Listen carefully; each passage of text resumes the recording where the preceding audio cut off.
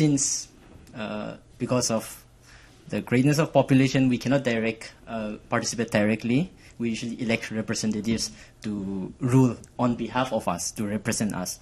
And so because of this, we have the feature, the most visible feature of democracies that are known as elections. We go and vote, ideally every 5 years. We are given this right to vote as citizens of a democracy. And of course, the other aspect of democracy is that since it is the rule of the people, it is the people who are respected and given the right. They are seen as equal participants. And so the ideals of citizenship, the power, and the freedom to express ourselves that are given to us. So that roughly is the formal institutional aspect of democracy. But of course, democracy can mean a lot of other things. It could even mean a way of life. And probably someone might want to comment on that. Yes, of course. What you outlined was just the formal aspects of democracy. But of course, there are more substantive social aspects of democracy.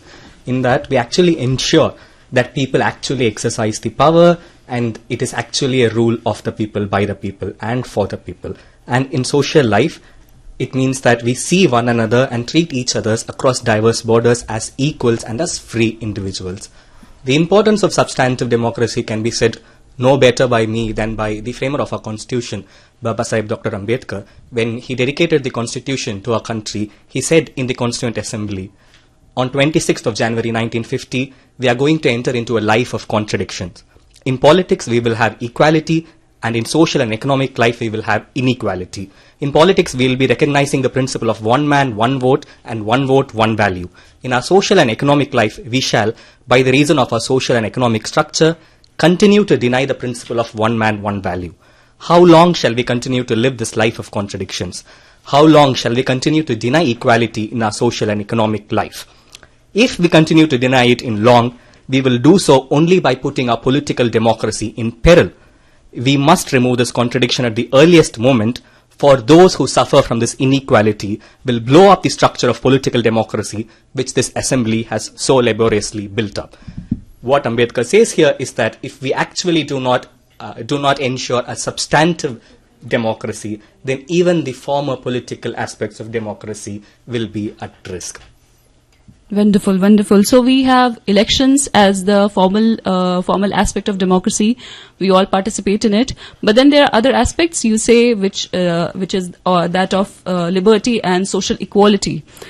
So what can we understand by governance? What do we understand by governance? Yeah. As earlier speaker said, the substantive aspect of democracy, which is built in the constitution, that will be realized through governance. Governance, which means government in action. It involves the process, rules, the conduct of business, day-to-day affairs of the government. And that's where the negotiation between the state and citizens come into picture. Unlike the other forms of government, where you don't have the idea of citizen, democracy has an idea of citizen where everyone is equal. And the essential element of democracy is dissent. And the dissent, the governments give certain instruments for them to channelize their dissent, and election is one among them. And I would now ask Deepika to reflect much on governance and the emergence of governance in the Indian context. Yeah, so when you are speaking about governance, you would ideally want to talk about good governance, right? Which is a concept that emerged in a certain context. So it came from a World Bank report on governance and development. And there, in that context, the focus was on economic policies and how governments ought to be responsible and efficient in how they spend resources, and also the qualities that you generally attribute to a good government, about being open, transparent, accountability, etc. So in the context of our discussion, I think it would be fair to say that this idea of good governance and the qualities that we attribute to it is in a way related to this substantive notion of democracy that Ganesh was talking about. Because as I understand it, at the core of democracy is this principle of collective decision making, right? Where each citizen, their voice ought to be heard. So what that means is that the system places a demand on the state as well as the citizens. It is the institution's responsibility to deliver services, and it's the citizens' responsibility to demand those services from the institution and be aware of its rights and duties, of its social obligations, which is why I think the topic of today's discussion is very much relevant about how participation in democracy and governance is important.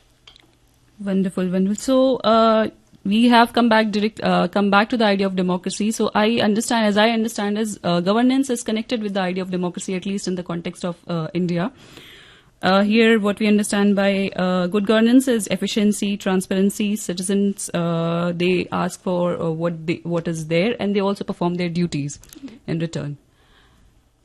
Rightly said, Shikha. And yes, listeners, this is All India Radio Rainbow FM 101.9, and you are listening to one of the programs from the marathon that All India Radio and Rainbow FM is conducting. And the marathon is because today is National Youth Day. Viksit Yuva, Viksit Bharat. 7 a.m. to 7:30 p.m. is this marathon, and right now what you are listening to is a wonderful chat show, and the topic is Youth in Democracy and Governance, Shared Future.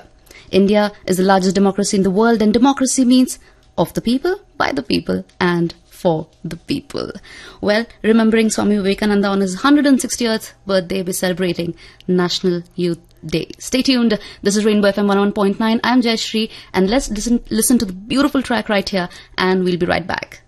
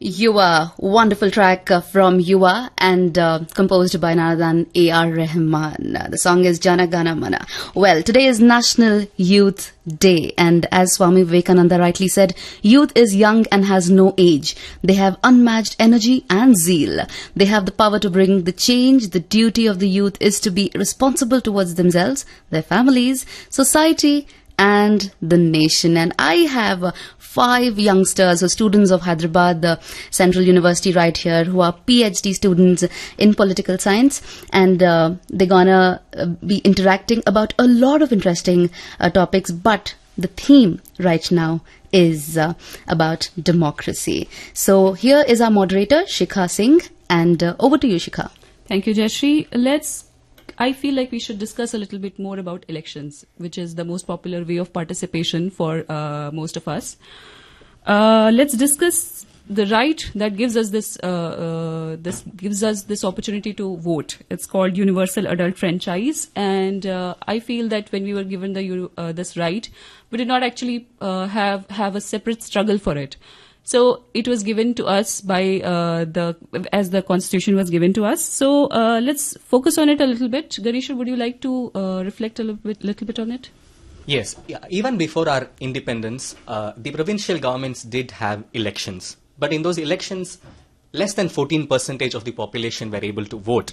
And only people who were landed, only people who had education were allowed to vote. So when India got independence, it had a choice to make. Did it have to gradually increase the electorate? Did it have to give vote only to those who are educated, only to those who are landed? Or is it going to open up the country and give an vote to every single person?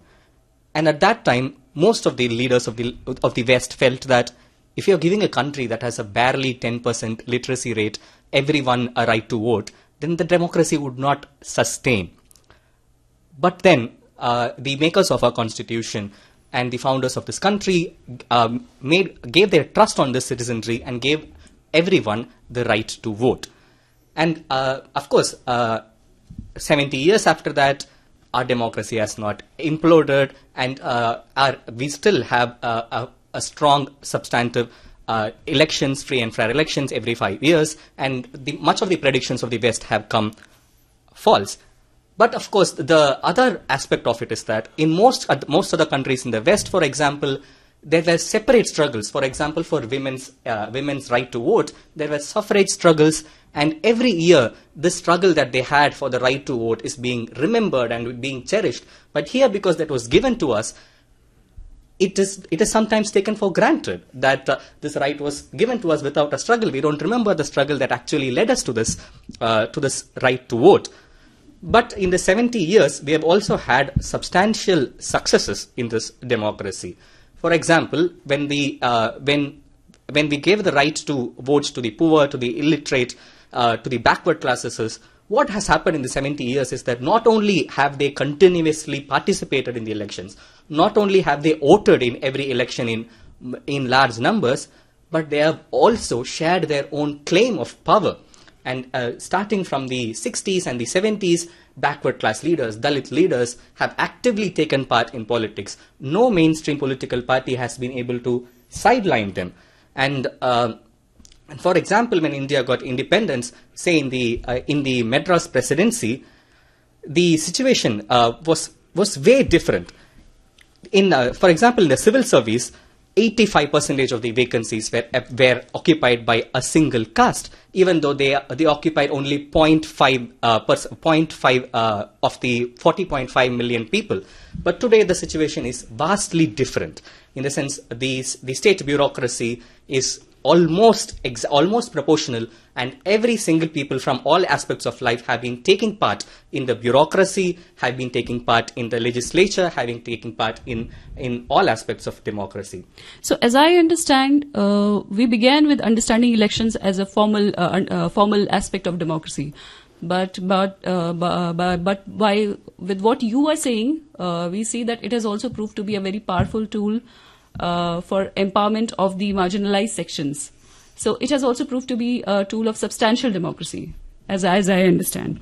So do you feel that, with the voter turnout not going beyond 70%, do you think that we are taking this right for granted?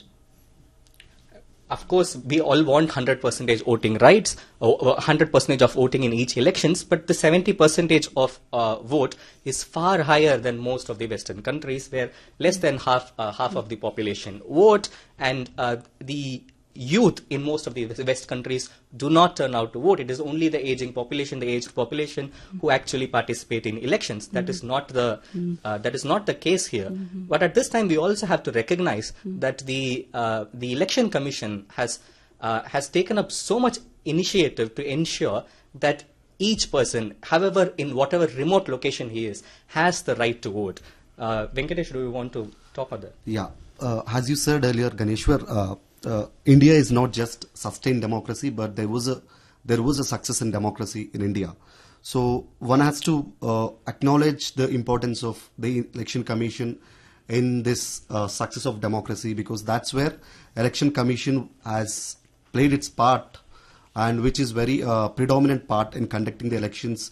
We had 17 general elections, and like more than 300 assembly elections in this country, which were conducted free and fair. And this is where the terrain where people were, the citizens of this country felt that they are equal, because it's one person, one vote. Everyone has their share, and the Election Commission made sure that people from the mountains, people from the hilly areas, people from the bad geographical terrains could be able to come and vote in large numbers. So I think one has to acknowledge the importance of Election Commission for conducing and facilitating the success of democracy in India via elections. Very true, very true, very true. Yes, Triang, you want to say? Yeah, I just want to chime in with an example from my state of Nagaland with regards to the way elections are actually organized, and in supplementation to the role of the chief electoral officer, which is posted in each state. So in our state, it's not just this government agency, but something like the church, which is extremely important in Nagaland. Most of us are Christians in Nagaland. And so the church takes up a very active role in ensuring that free and fair elections happens in terms of advertisement and so on.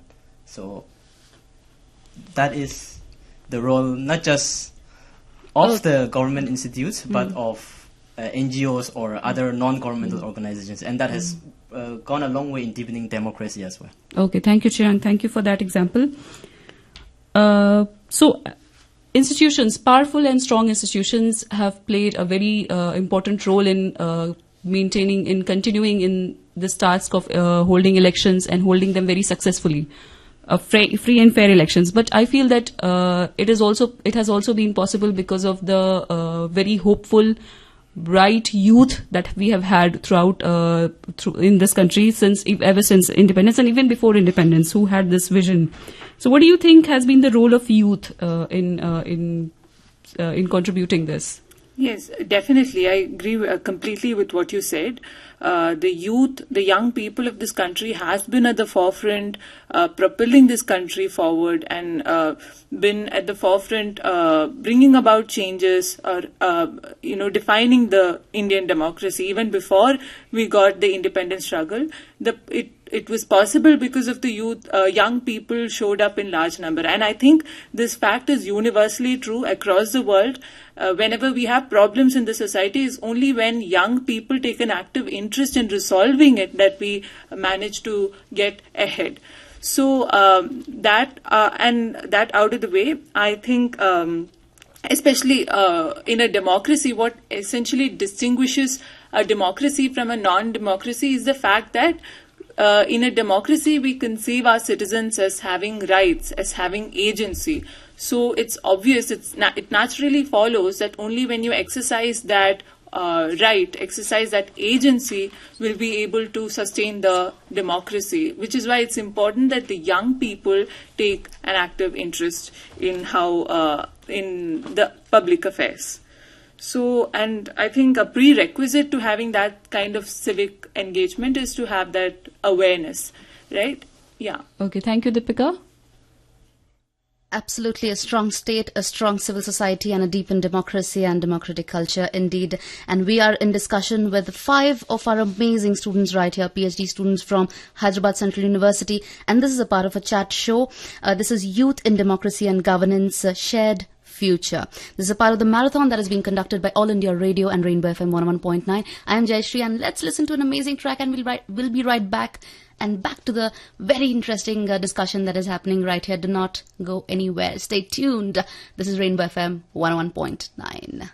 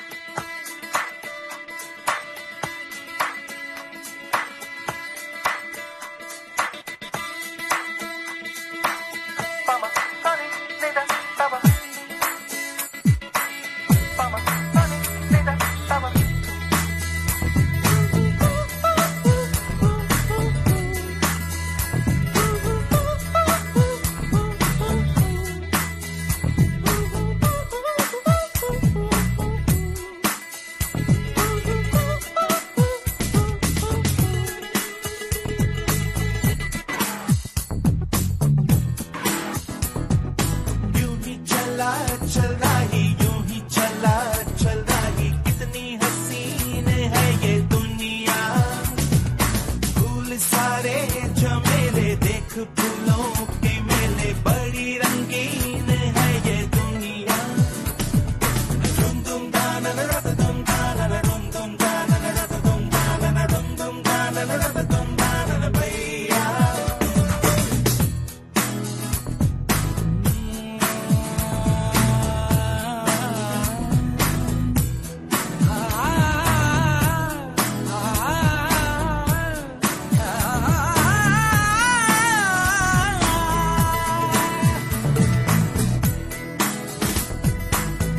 रास्ता है कह रहा अब मुझसे, मिलने को है कोई कहीं अब तुझसे।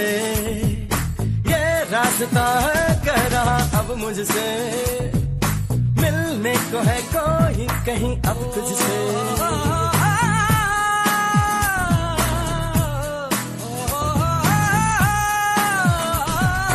दिल को है क्यों ये बेताबी, किससे मुलाकात होनी है, जिसका कब से अरमा था शायद वही बात होनी है। यूं ही चला चल रही, यूं ही चला चल रही, जीवन गाड़ी है समय पहिया। आंसू की नदियां भी हैं, खुशियों की बगियां भी हैं, रास्ता सब तेरा तक है भैया। यूं ही चला चल रही, यूं ही चला चल रही, कितनी हसीन है ये दुनिया। फूल सारे झमेले, देख फूलों के मेले, बड़ी रंगीन है ये दुनिया।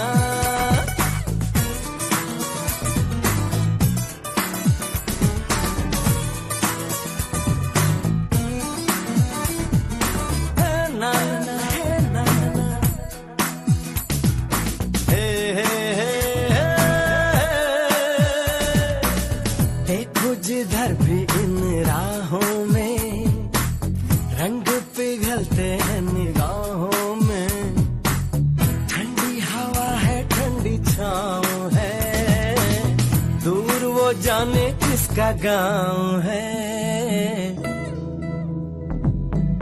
बादल ये कैसा छाया, दिल ये कहाँ ले आया, सपना ये क्या दिखलाया है मुझको। हर सपना सच लगे, जो प्रेम अगन जले, जो राह तू चले अपने मन की। हर पल किसी से मोती ही तू चुने, जो तू सदा सुने अपने मन की। यूं ही चला चल रही, यूं ही चला चल रही, कितनी हसीन है ये दुनिया। फूल सारे झमेले, देख फूलों के मेले, बड़ी रंगीन है ये दुनिया।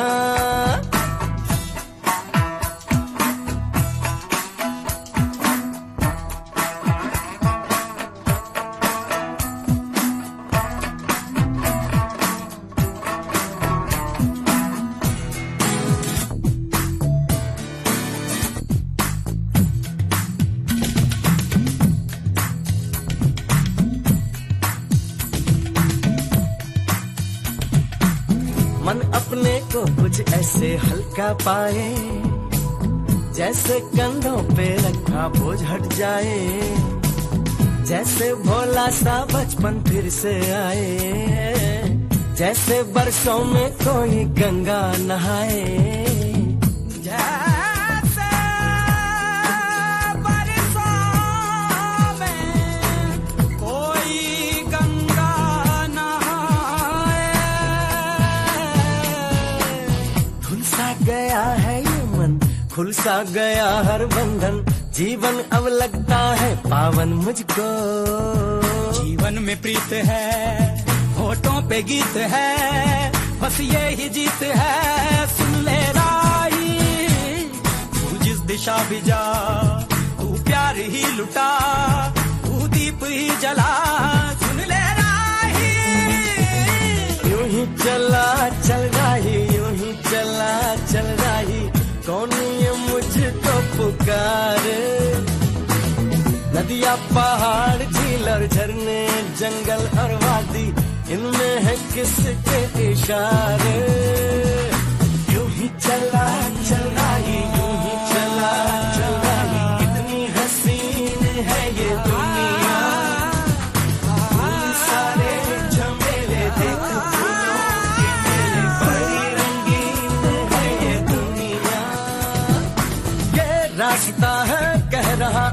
तुझसे, मिलने को है कोई कहीं अब तुझसे।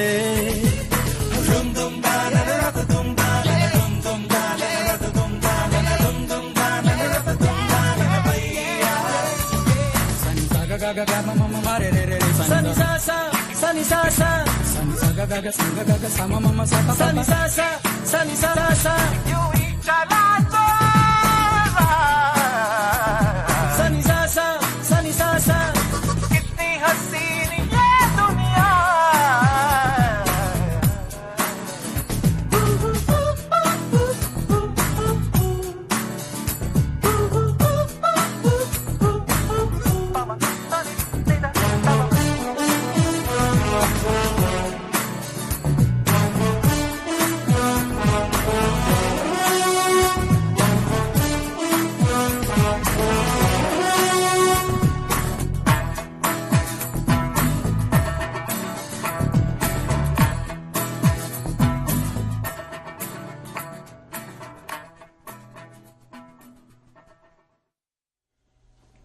Youth.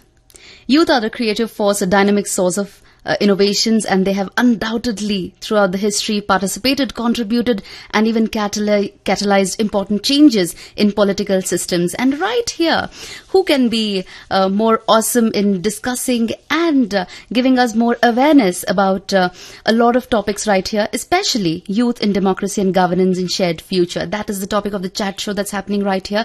This is All India Radio, Rainbow FM 101.9. Rainbow adds colors to your life, and we have students of Hyderabad Central University with us. And moderating this chat show is Shikha Singh. Along with her, we have Deepika, Ganeshwar, Chiang Mong, and Venkatesh. Over to you, Shikha. Thank you, Jayashree. So far, we have discussed what democracy means, what governance means, what good governance is, what youth is, but what youth has done so far, what are the movements in which the youth has participated. Now, let's talk about what youth can do in order to contribute, in what ways it can participate in bettering the country, in the situation in the country. I just want to quickly mention the involvement of youth in major landmark strides that this country has made so far. Of course, we know that even in the independence struggle, the youth participated in scores. But even after our independence, the very first constitutional amendment that we had, which granted the right for reservation, proportional representation, it was vastly a result of a movement that was largely participated by propelled by the youth of Tamil Nadu. Even say in 1964, the movement for linguistic equality was also led by the students of the state. And even more closer to home, even the very formation of this state was a movement that was led by a lot of youngsters and students in college campuses in this country. So youth have, of course, made a large participation in making historical strides in this country. But Chiang, what do you think they should still do? What do you think is important? Well, there are two aspects of life. One is the active part of life, but the other one is the part about ideals and principles. And I think this is also another aspect of life in which the youth can give a lot of contribution. There is a need to create new imaginaries, new imagination about how a shared future could be better than what it is now, because we are always in movement towards something that is better, right? So the energy for such movement, because the future belongs to the youth, it should and it will have to come from the youth, not from the generations whose lives are on the wane now. And so it is in this regard that I think we can interpret Vivekananda's slogan for us to arise and awake, to awaken the imagination within us, so that we can use that and we can apply that to build a hopeful and a better future for all of us. So it is in this realm of ideals and principles that the youth has to be active in formulating new ideas as well. The youth cannot just sit back and react. We cannot just be reactionaries. We cannot just be spectators and see things. We have to be proactive and come up with new ideas. And so this is the other side of the coin. This is where the youth can also contribute a great deal. It's upon us. That is very true. And as you said that, today also we live in an age of screens, no, and we passively receive all the things that are happening around us, and then of course we react to it, and we have this compulsion to react instantaneously to events that are happening on social media and so on and so forth. But as important as maybe reacting to events might be, is to think long and hard about the things that are happening, and as Ambedkar had said, what is important is to think through constitutional morality and to think about what are the ideals on which this constitution was built, what are the ideals on which this country is there. And of course, we can only make something when it's first there in our imagination, right? And the more radical new things that we are able to imagine, only then we will be able to make them and bring them into fruition. And that is the importance of thought, and as political science scholars, I really appreciate the point. Yeah. Following Chiang and Ganeshwar, who were speaking the role of youth in Indian democracy, I would like, I know this is as PhD students or people who pursue academics, it's hard for us to prescribe things, but still, while the other two speakers were speaking on this conceptual level, I would like to speak at practical level how youth can actually impact or influence the democracy, working of democracy. We say this democracy at work. How can we make the democracy more successful is through youth participation as a vigilant citizenry, vigilant in the sense like you being conscious of the governance, public policy. There are many channels where we can share our opinions to the government. We can give us policy inputs. I think at the practical level, if youth can negotiate, if youth can channelize their demands through these policy instruments, I think Indian democracy would be more successful. Absolutely. More than demands, I would say probably share ideas, and with that bring in more perspective as students, and that is amazing. So, our moderator Shikha, over to you. Jashri, in fact, I feel all these ideas that we are discussing brings to my mind a story which happened when I was in graduation. I come from Allahabad University, and for 125 years, it had no female president, no female student president. For the first time, one particular female student, she stood for the elections. We fought with her. The problem in this university was like a lot of money used to be spent in the elections, student body elections, and it was like a lot of, it was very male-dominated space. We helped in electioneering, she contested, and after 125 years, we finally got one female president, and that was her way of contributing to democracy, the strengthening of democracy in the student campus of Allahabad University. That's amazing. That's a win there itself, right? Yes. And more women will be motivated to take a stand and, get inspiration as well. So, yes. Yeah, just so to add on to that, and to add on to what Venkatesh was saying about how youth participation is important, and I think at a personal level, I feel like we see evidence of that. Today we have a lot of opportunities where we can work and assist parliamentarians and legislators, and the applicants show up in large number, and these are people from diverse backgrounds, from the sciences, from engineering, social science, etc. So what that shows is that today we have that ethos of, where the young people, thanks to thanks in large part to the digital media and the kind of sensibility that's creating, I think today's youth do care about the issues that they see around. They have that awareness of the law of the land, of their rights and their duties. In fact, I think what we find is that the young people of today are not just talking about the traditional roti kapda makan issues, they are also talking about issues of climate change, about social justice cause in general. So, which I think is very promising, and we are on to a good future, I think. Yeah. Absolutely. Chalte rehna hai aur aage badhna hai towards a good future is what our PhD students of political science right here from Hyderabad Central University have been putting in their opinions and ideas. Moving on, उसी बात पर चलते चलते चले चलो कह रहे हैं AR रहमान साहब, उनके कॉम्पोजिशन से लगान फिल्म से खूबसूरत सा गाना, और इसके बाद हम फिर मिलेंगे इस चैट शो पर जो है पार्ट ऑफ द सेलिब्रेशन जो हो रहा है national youth day all India radio rainbow FM 101.9 पर। मैं हूं जयश्री और अभी ये खूबसूरत गाना आपके लिए।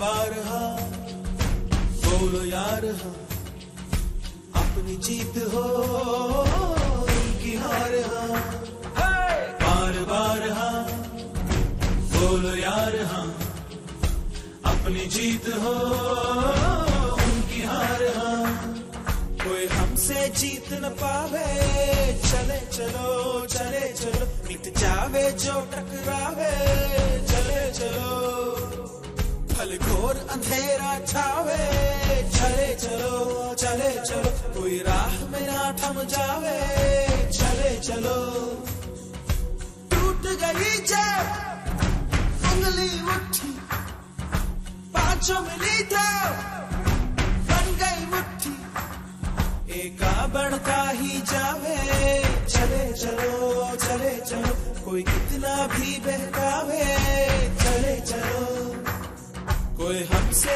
जीत न पावे, चले चलो चले चलो, मिट जावे जो टकरावे, चले चलो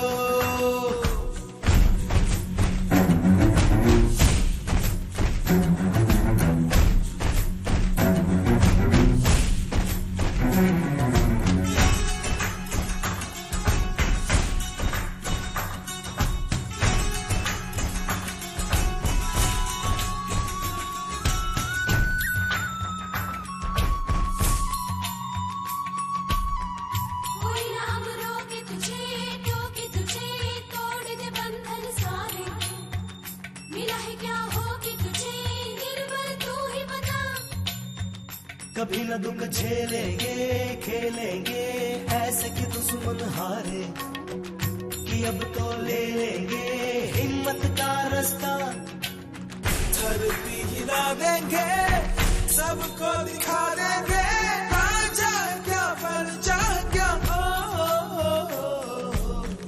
हम जग पे छाएंगे, अब ये पाएंगे हम लोगों का दर्जा क्या,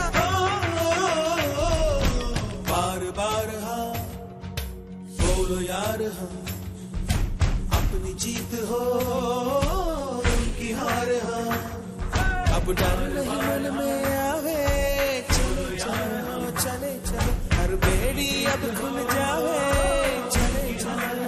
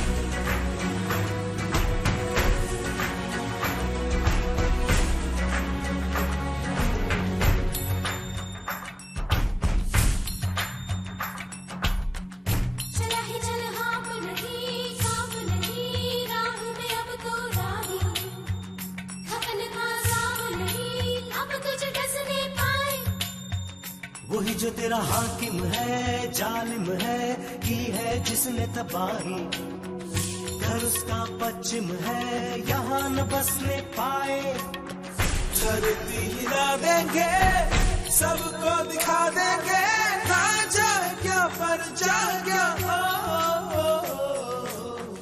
हम जग बिछाएंगे, अब ये बताएंगे, हम लोगों का दर्जा है क्या,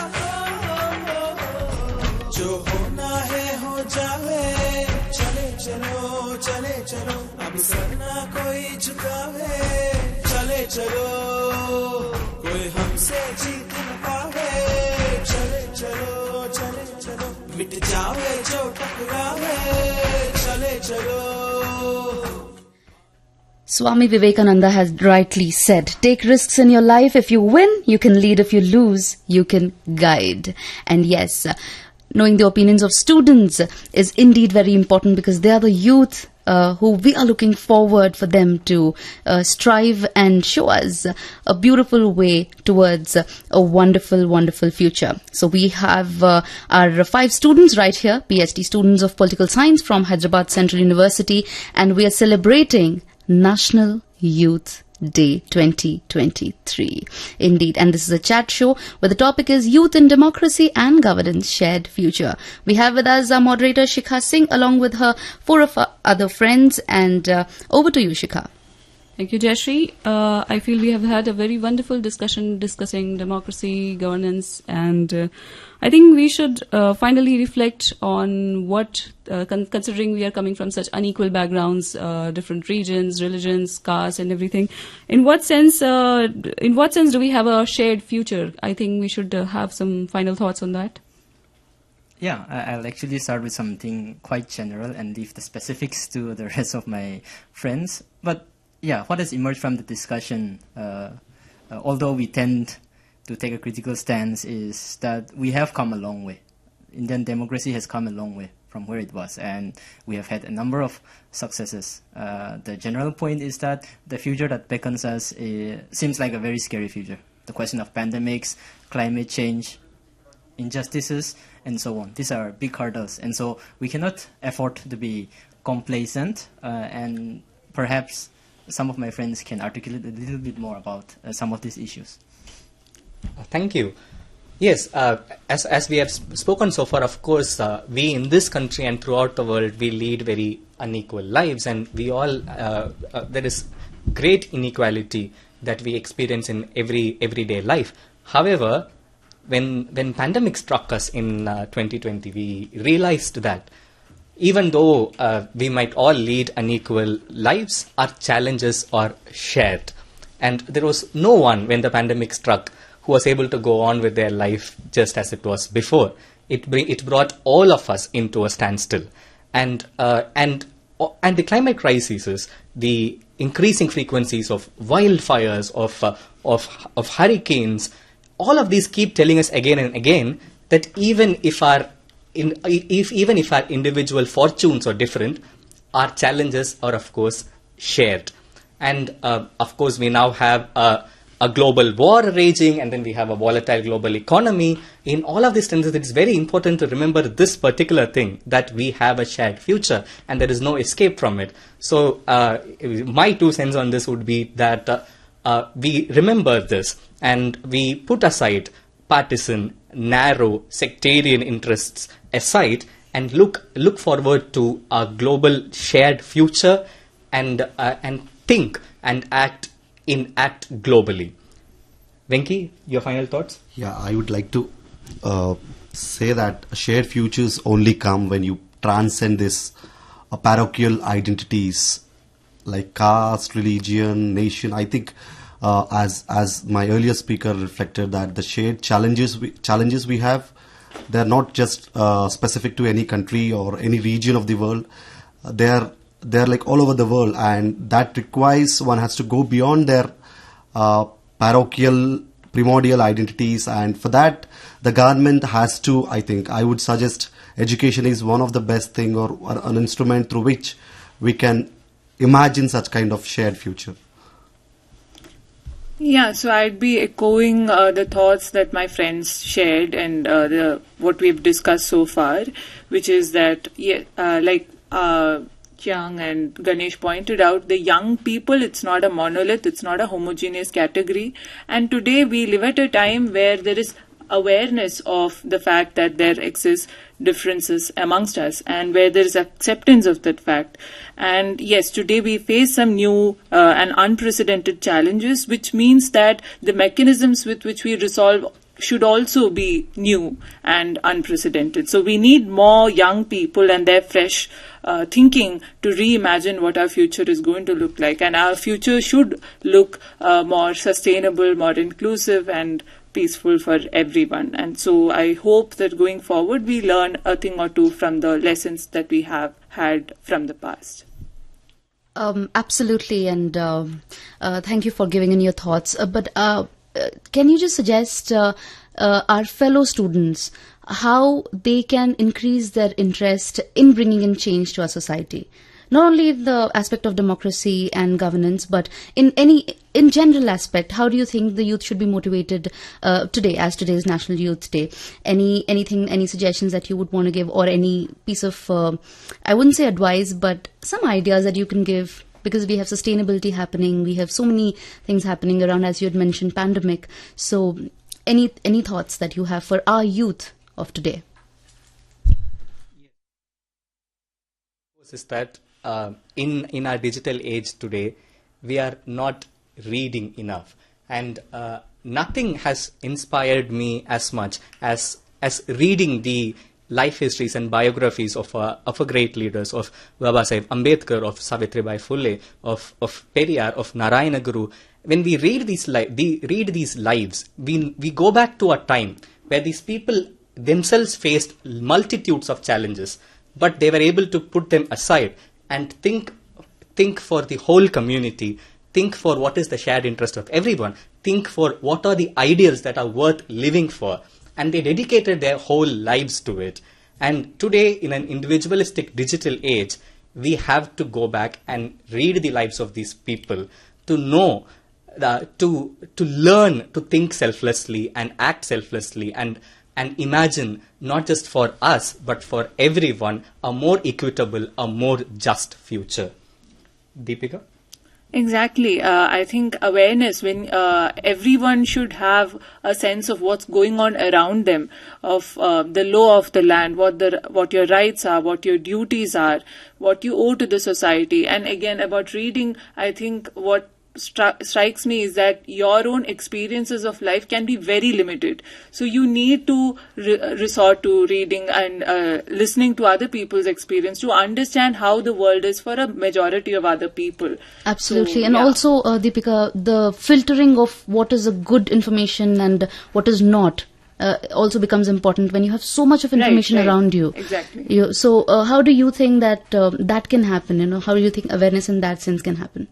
I think, yes, it's a difficult thing to do because we are overwhelmed with information in this day and age. What you can do at the most is try and not be an echo chamber of people who only come from your own background, who only come from who only think like you. So have diverse sources of information, cross-check your information. Sushika, would you? Yeah, in fact, I was thinking that sometimes we are living a lifestyle in which we don't have enough time to read. But there are still so many platforms, there are so many, videos and lectures with which we can engage. If we have some time in the day, let's say half an hour, 1 hour, we can engage with those ideas as well through different mediums. So that can be done as well. Chiang, do you have? Just to hitch in on some of the remarks that my friends Kaneshwar and Deepika made, given the gravity of the situations that affront us, we often tend to become despondent and overwhelmed. But at the end of the day, I think we must remember that it's the little things that actually count. It's the small things that we can do. As citizens of this country, our fundamental duties, we don't have to think very largely all the time. We start with basic things and those things add up and they make the difference that we do want to make. And so it is important that we remember that the small things count. The journey of 1,000 miles begins with but a single step, as we all know. So, absolutely. Little things matter, as Chiang Mong said. Little things like, celebration of the days, the marking the days. The United Nations has so many days, so many special days that are marked, and a lot of us don't even, know. But here on All India Radio, we constantly, to raise awareness, we bring up those days and we celebrate those days, and probably those little things, and probably also random acts of kindness. As students in your university, you'd be helping each other, not only in writing each other's records, but, probably in understanding, other people's perspectives. If someone is making a podcast or creating something, probably encouraging that, sharing that. So tell me about that, what happens in your student circle. I think the student community or the young people have stood during those moments, and at least in the campuses, if not the entire country. But as you said again, like empathy is something which is very important, that irrespective of like whether we are citizen or not, as a basic human being, empathy is required to understand and to have that imaginary shared future. In the campuses, we try to organize lots of there are movie screenings, there are study circles, there are lectures. Aside from the department, which happen in things that happen in the department, we have other lectures with which a lot of students engage, depending on their interest, depending on where their inner compulsions are taking them. They engage with these things, these ideas, and it helps in spreading the awareness about these difficult topics, and sometimes. So that is what we do in the campuses. Another thing that I want to insist on is that the youth today are facing an unprecedented mental health crisis. And the day and age that we are living in, it seems like we are connected with the whole world, but at the same time, there is also a crippling loneliness that a lot of our youth are feeling on an everyday basis. And there is no easy solution out of it, but the least that we can do is be compassionate to one another and think of the place that one another is before reacting to them. And these acts of kindness and these acts of compassion can actually go a long way. And frankly, these universities would not sustain if not for these acts of kindness and compassion. Thank you, Ganeshwar, for bringing in mental health aspect as well. And as everybody, each of us individually are going through a battle, probably with the others and probably within ourselves as well. So it's very important for us to maintain that mental health, and by doing various things, of course. Well, we've come to the end of the session right now, and our moderator Shikha Singh, you want to say something? Jayashree, I would like to close with my final thoughts I have on the matter. We have, as a nation, come a long way, but there is a long way to go. We share the same future as a nation, and we are going in the same direction. And there's a huge percentage of young people in this country who have this responsibility to make this democracy more vibrant. Youth is a force, and in the force which it doesn't matter which direction it's coming from, it must go in the same direction. We have national goals towards which we must move, but there are lots of global issues also that we must be thinking about, we should be reflecting on. So, till everybody takes this responsibility to contribute their bit in the functioning of this democracy and governance, keeping in mind the values of the Constitution, we would be wasting the freedom that our leaders fought for. So, I would, in fact, I can think of a few lines which are coming to my mind. It's called Samar Shesh Hai by Ramdhari Singh Dinkar. It's a Hindi poem. So I'll read out 5-6 lines. Samar Shesh hai, उस स्वराज को सत्य बनाना होगा, जिसका है ये न्यास उसे सत्वर पहुंचाना होगा.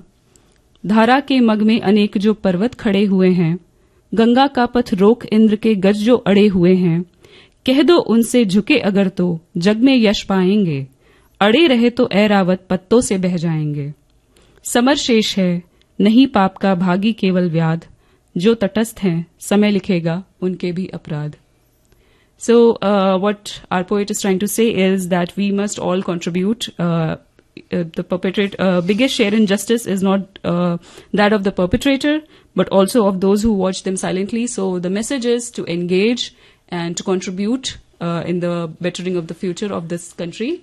And with that, I would like to thank you, All India Radio, for giving us this opportunity to share our thoughts on youth, shared future, democracy and governance. Thank you, each one of you, Deepika, Shikha, Ganeshwar, Chiang Mong, Venkatesh. Thank you so much, and all the best from my side for your future, and hope you inspire more and more students and all of us. And thank you for coming into our studios today on National Youth Day 2023. Viksit Yuva, Viksit Bharat. This was a wonderful chat show from the studios of All India Radio, Rainbow FM 101.9. Rainbow adds colors to your life. Stay tuned with us as the marathon of National Youth Day continues in the studios. Stay tuned.